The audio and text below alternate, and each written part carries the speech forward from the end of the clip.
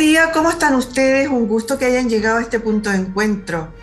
Hoy día vamos a conversar con ella, con una doctora, con Keila Torres. Ella es bióloga y doctora en ciencias biológicas. ¿Cómo estás tú? Muy buen día. Muchas gracias por recibirnos.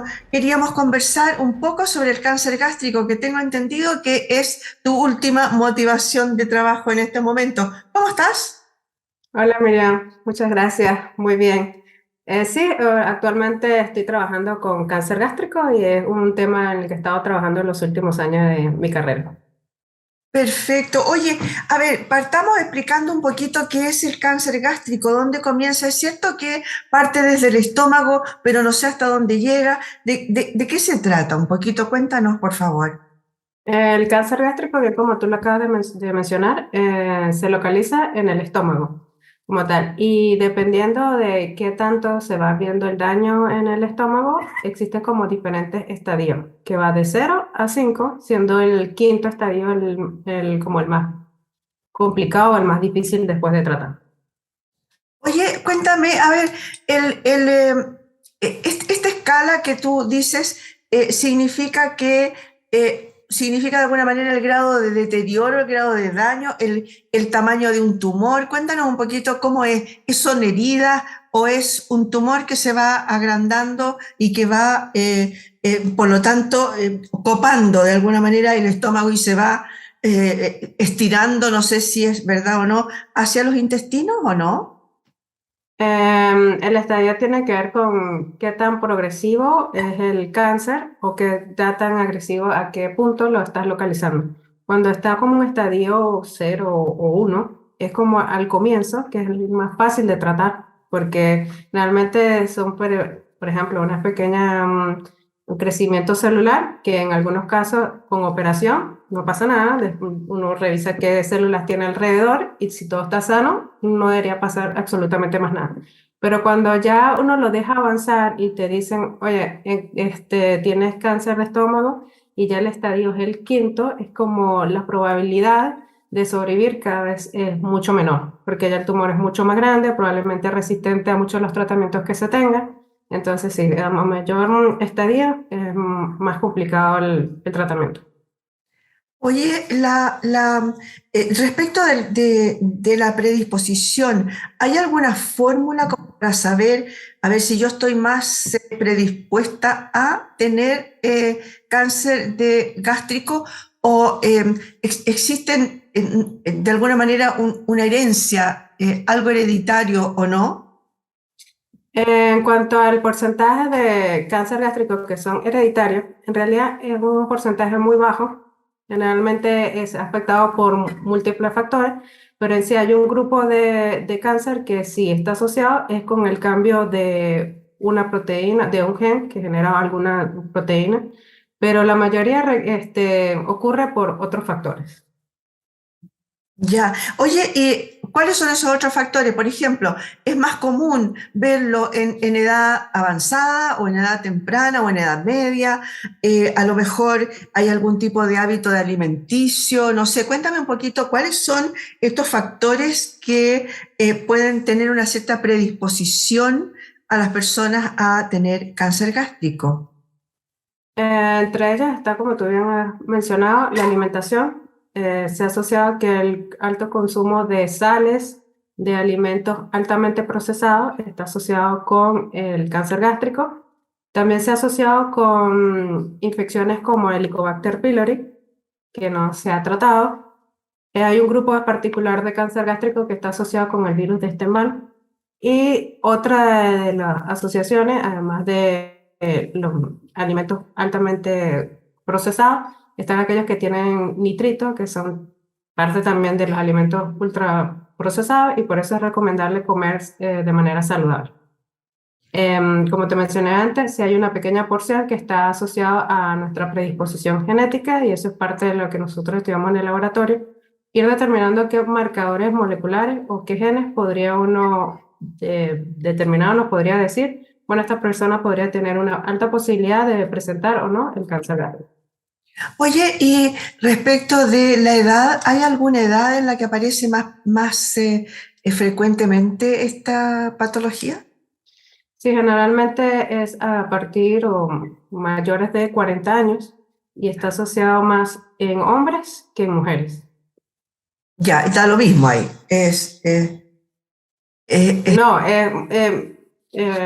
se ha visto o se ha determinado que el cáncer es mayor en los hombres que en las mujeres, no en edad, sino en porcentaje de cuántos individuos por cada 100.000 habitantes tienen el cáncer gástrico.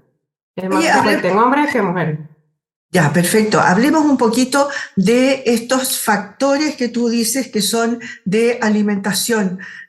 Mucho se ha hablado en algún momento de, por ejemplo, los alimentos ahumados o los alimentos, por ejemplo, la carne, no digamos quemada, pero excesivamente cocida. ¿Es verdad eso o no? Cierta manera no es tanto por lo que esté quemado, sino que esos alimentos son ultraprocesados. Los que te menciono que tienen nitritos, también tienen una alta cantidad de sal, sobre todo los ahumados, que una de las maneras de preservar el alimento es colocándole grandes cantidades de sal. Entonces, más que por el ahumado o por lo que esté quemado, es por lo que contiene en sí ese tipo de alimento. Ya, perfecto. Oye, antes de que pasemos a tu investigación, ¿cuáles son los síntomas? Porque dices tú que entre 0 y 1 está comenzando, por lo tanto es mucho más fácil de ser tratado. Pero, ¿cómo se da cuenta uno que tiene algo? Porque en general uno dice, no, es gastritis. ¿Se puede confundir? Sí, de hecho es una de las razones por qué a veces se llega al médico muy tarde, porque muchas de estas personas han sufrido de gastritis y el dolor en el estómago, como que en cierta manera se han acostumbrado y a través de medicamentos para calmar el dolor lo van como dejando pasar.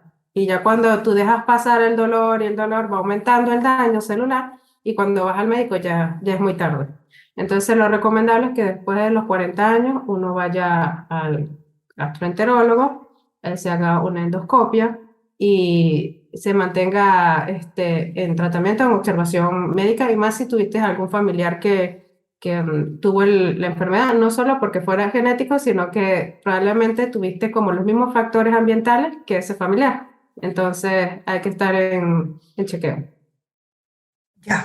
Oye, a ver, y ahora te quiero preguntar sobre otra cosita que también tú dijiste, después vamos a hablar del tema de los factores ambientales, pero también dijiste el tema de una infección, de un posible bichito que nos molesta y que podría ser el causante en algunos casos. Cuéntanos un poquito de qué se trata este virus.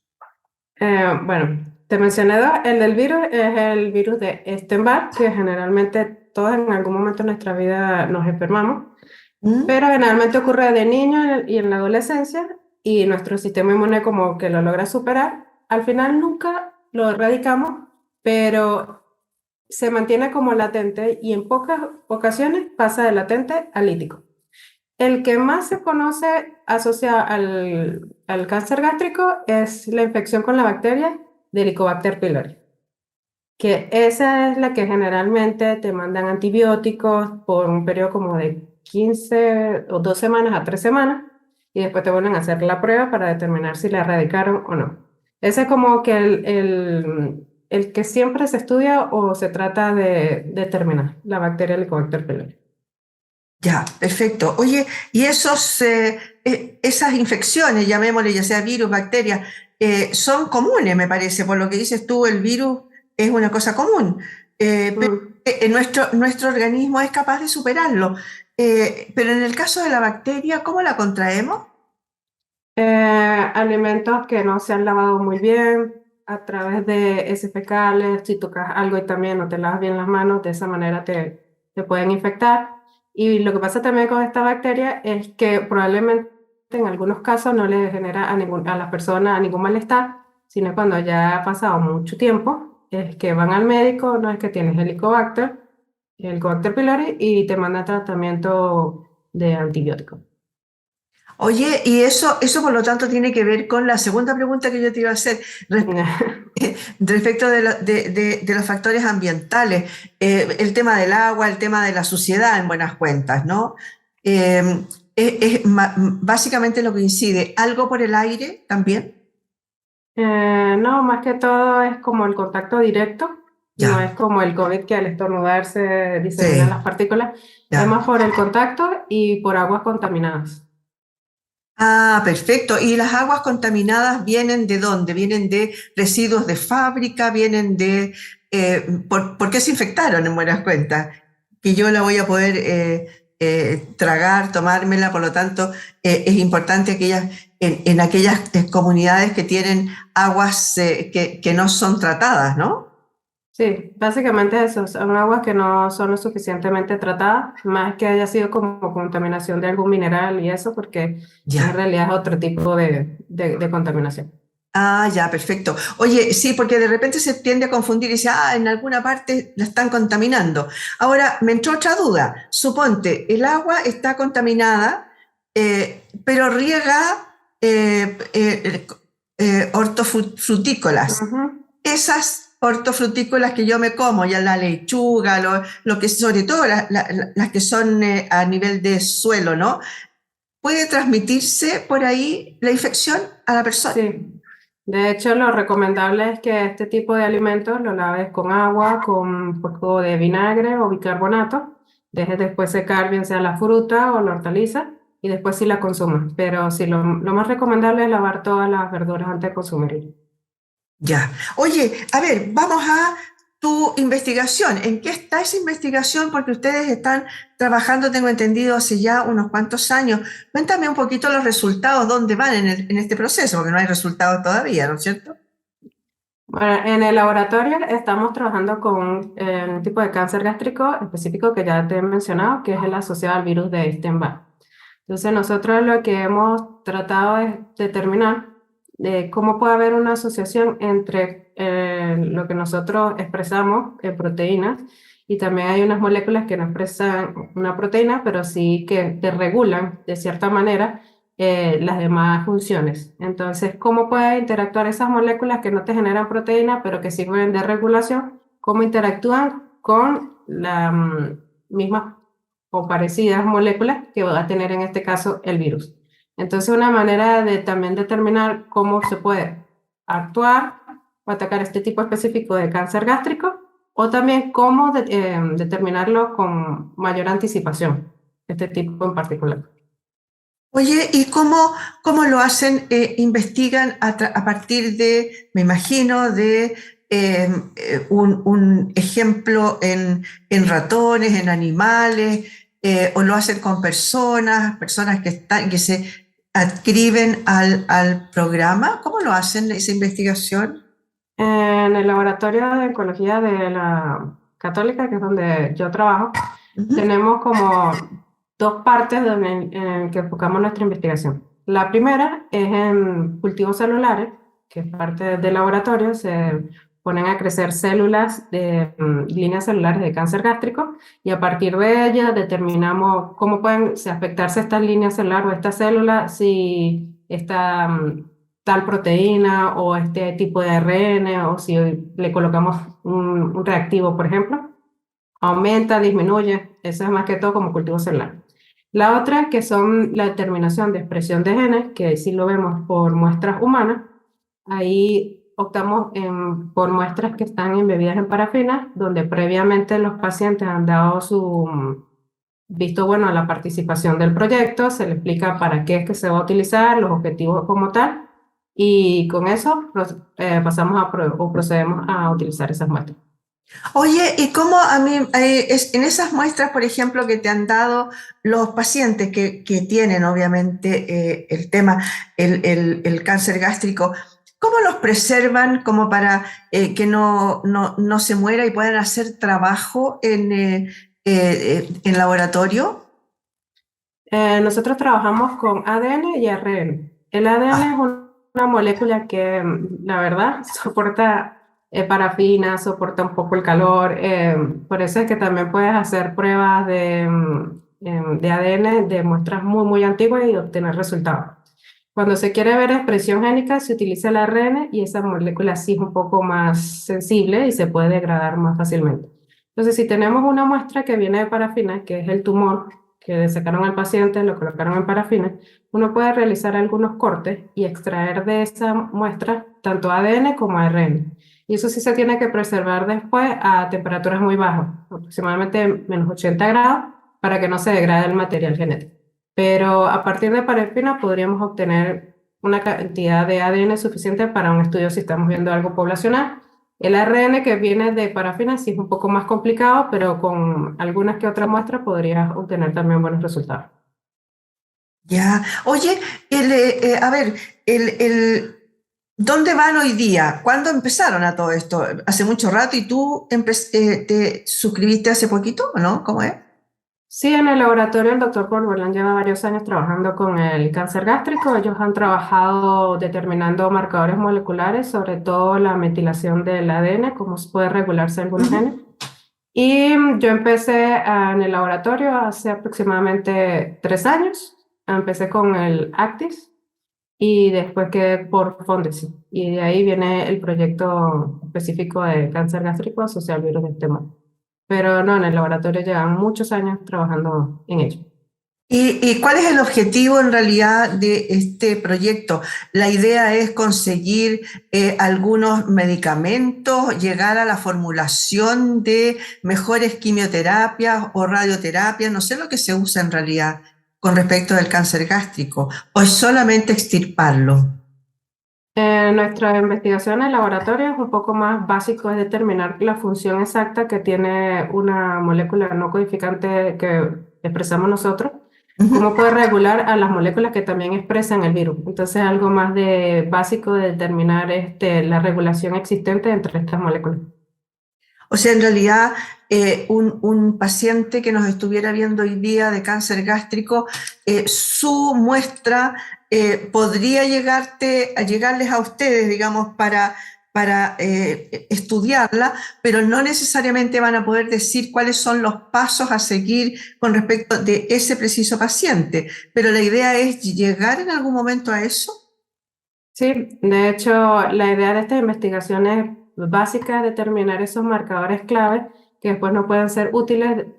Mira, si una persona está expresando mayor cantidad de esta proteína como tal, tiene mayor riesgo de presentar la enfermedad. O mira, si se ha cambiado este porcentaje de proteínas, es mejor que se haga la endoscopia o no se la haga. Esa es como la clave, buscar después filtros para hacer más expedito el poder de determinar con anticipación la enfermedad, no esperar a un plazo de llegar al estadio 5 cuando ya la probabilidad de supervivencia sea muy baja. Entonces, todos estos estudios básicos es esperando eso, buscar la manera de encontrar moléculas y pruebas y ensayos que nos permitan determinar el cáncer gástrico con mucha anticipación.